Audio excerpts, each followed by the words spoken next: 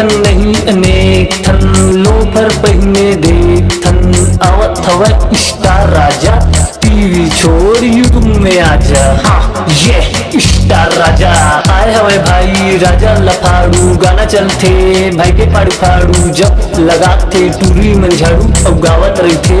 राजा लफाड़ू ये अब बोलते फरहद के पूरा तोर गाना लागते जिसे पहला थवा छुरा और जाते वह दिल में सबके पूरा नो हम रायपुर के नो हम बिलासपुर के गाँव हरे मोर फरहदा घर हवे मोर स्कूल रद्दा।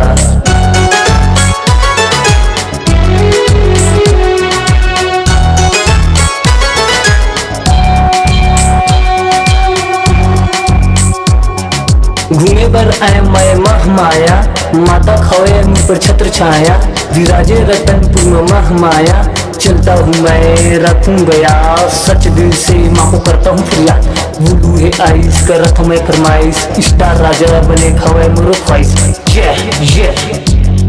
गाँव मकई थे डायमंड भाग जाई तोर बाई मन हेयर स्टाइल तोर खड़े खड़े डोकरी दाई इथे किसे कट रे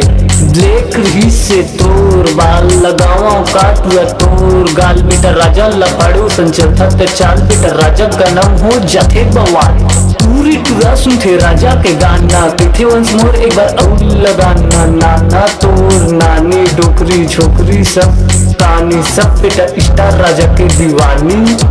जब जाते टूरी मन पानी बैठे बैठे देखते राजा के नानी बस कर माँ अब तो कर कहानी।